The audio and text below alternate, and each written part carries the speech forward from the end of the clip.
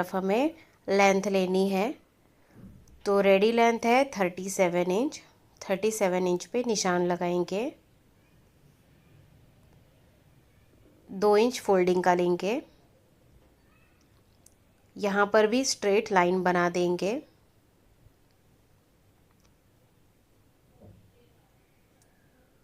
अभी यहाँ पर हमें कमर के लिए निशान लगाना है। तो कमर के लिए हमें हिप का मेजरमेंट लेना है। तो यहाँ पर हिप साइज़ है 36 इंच। उसको 4 से डिवाइड करना है और उसमें 2 इंच लूजिंग ऐड करना है।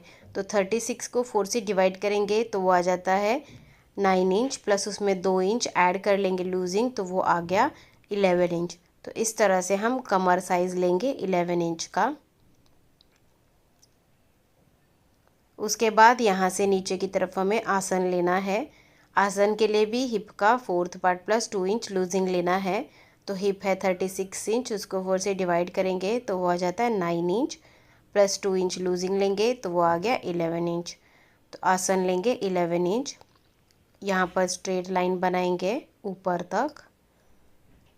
यहाँ से हम 2 इंच पे मार्क करेंगे और इस तरह से गोलाई का शेप देंगे। तो गोलाई के लिए यहाँ से हम 1.25 इंच पे मार्क करेंगे और इस तरह से गोलाई दे देंगे।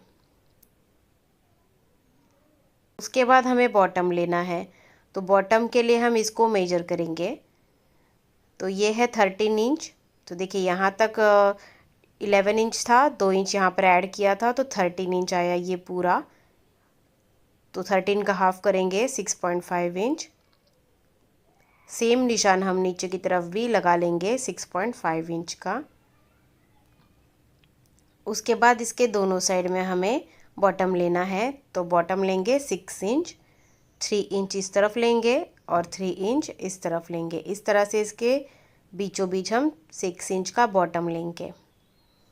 नीचे स्ट्रेट करेंगे। उसके बाद इसको यहाँ पर जोड़ना है और इसको इसके सामने निशान लगाकर जोड़ देना है।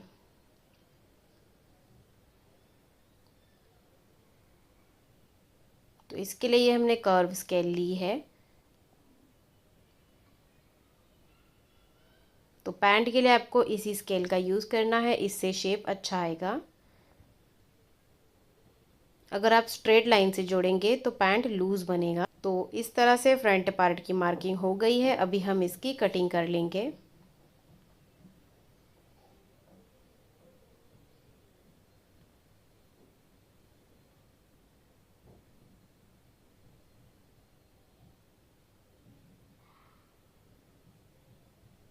तो इस तरह से हमने कटिंग कर ली है। ये 2 पीस है फ्रंट पार्ट के। फ्रंट पार्ट को साइड में रखेंगे। अभी बैक पार्ट के लिए फैब्रिक को फिर से हमें डबल में ही रखना है।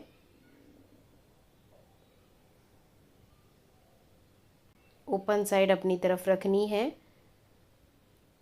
अभी फ्रंट पार्ट को हम इसके ऊपर रखेंगे। ऊपर से 2 इंच छोड़ना है और उसके बाद ही इसको रखना है। अभी ये वाली साइड में हमें कोई चेंज नहीं करना है। तो ये जैसा है वैसा ही हम मार्क कर लेंगे।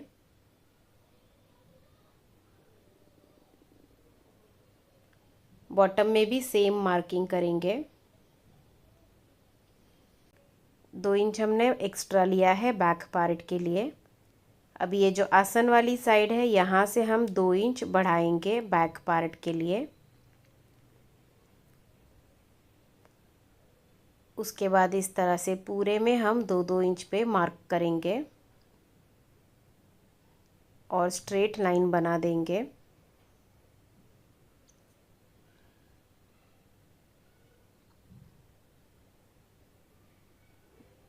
उसके बाद बैक के आसन की शेप देंगे। अभी ये यहाँ से बढ़ा हुआ रहेगा, ये यहाँ तक ही रहेगा हमारा। तो इसको हम तिरछा जोड़ेंगे यहाँ तक।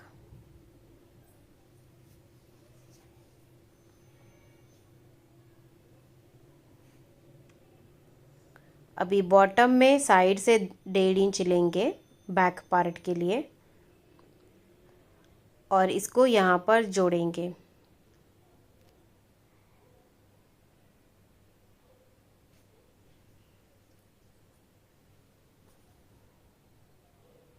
तरह से बैक पार्ट की मार्किंग हो गई है। तो देखिए यहाँ पर हमने बैक पार्ट को बढ़ाया है आसन की साइड से और ऊपर से, जिससे कि पैंट पहनने में और उठने बैठने में कंफर्टेबल रहेगा। अभी हम इसकी कटिंग कर लेंगे।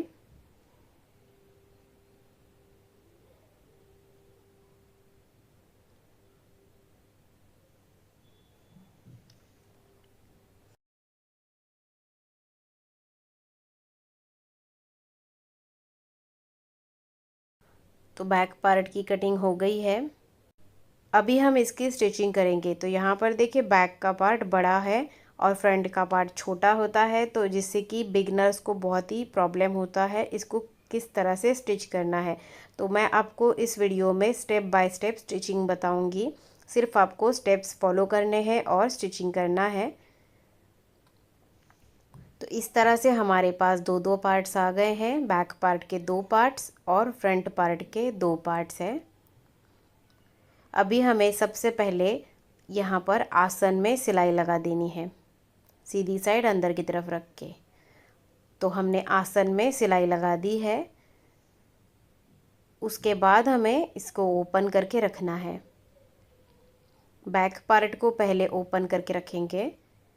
इसके ऊपर हमें फ्रंट का पार्ट उल्टा रख देना है, मतलब दोनों की सीधी साइड हमें अंदर की तरफ रख लेनी है।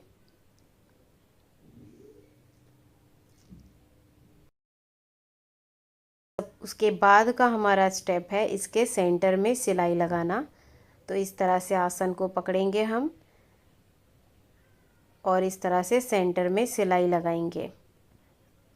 तो हमने सेंटर में इसकी सिलाई लगा दी है। उसके बाद का स्टेप है बॉटम को डबल फोल्ड करना। तो इसको उल्टा रखना है। तो बॉटम में आपने जितना भी मार्जिन छोड़ा है उसको आपको फोल्ड करना है। इस तरह से बॉटम फोल्ड कर लेंगे। तो बॉटम फोल्ड कर लिया है हमने। उसके बाद हमें साइड्स को स्टिच करना है। तो देखिए साइड्स को स्टिच करने के लिए फ्रंट का पार्ट छोटा है और बैक का बड़ा है, तो हमें इसमें ज़्यादा सोचना नहीं है कुछ भी, सिर्फ हमें दोनों की किनारियों को मिला लेना है, क्योंकि ये सिर्फ बीच से बड़ा हुआ है, साइड से ये बराबर ही है। इस तरह से दोनों की किनारियों को मिला लेंगे।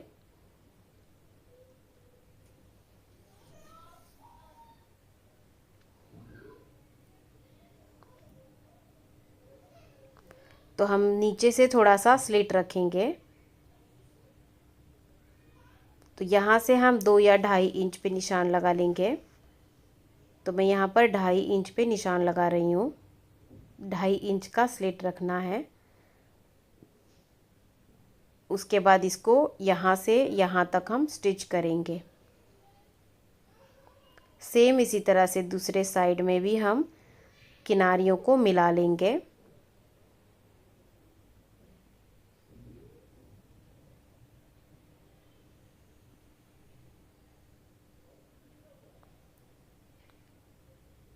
नीचे से 2.5 इंच पे निशान लगा के स्टिच करेंगे। इतना हम ओपन छोड़ देंगे।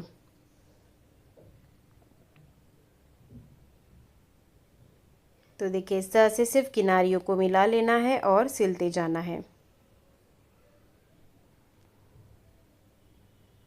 तो हमने दोनों साइड को स्टिच कर लिया है।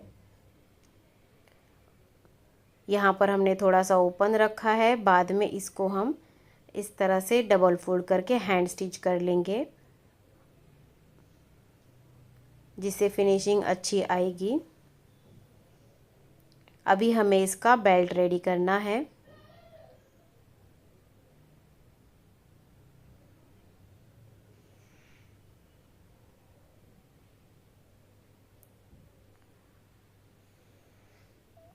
तो इस तरह से हम इसको फोल्ड करेंगे।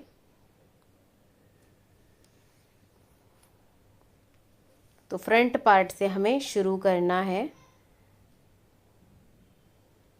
तो यहाँ पर जो भी इलास्टिक आप लगाने वाले हो उसको यहाँ पर हम चेक करके देखेंगे। तो ये थोड़ा सा ज़्यादा है तो इसको हम थोड़ा सा कम कर लेंगे।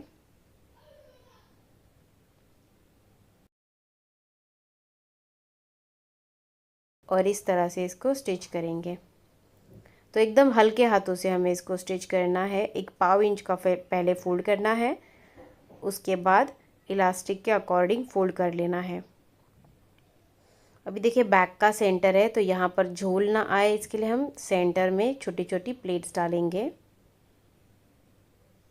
देखिए इस तरह से प्लेट्स डालेंगे तो इसमें झोल नहीं आएगा और बहुत ही इजीली हम इसको स्टिच कर पाएंगे।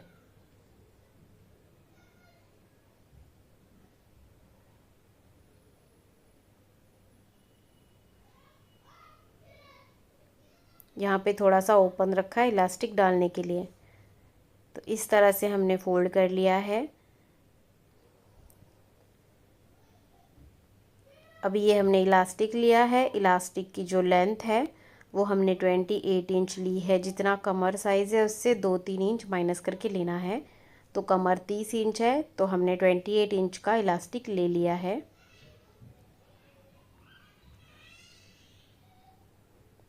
अभी हम एक सेफ्टी पिन लेंगे, यहाँ पर लगाएंगे और इलास्टिक को इसके अंदर पास करेंगे। एक साइड से डालना है और दूसरी साइड से इलास्टिक को बाहर निकाल लेना है। तो हमने इलास्टिक डाल दिया है, इसको ओवरलैप करके हम स्टिच करेंगे। तो हमने इसको स्टिच कर लिया है। अभी हम इसको अंदर करेंगे, यहाँ पर थोड़ा सा ओपन है, इसको स्टिच करेंगे। तो इस तरह से हमने इसको स्टिच कर लिया है। उसके बाद हम इसको खींच के पूरे राउंड में सिलाई लगाएंगे, जिससे कि इलास्टिक पलटेगा नहीं। इस तरह से हमने पैंट को बना लिया है। अगर आपको वीडियो अच्छा लगा हो तो वीडियो को लाइक ज़रूर कीजिए और आप मेरे चैनल पे नए हैं तो सब्सक्राइब भी कीजिए। Thank you.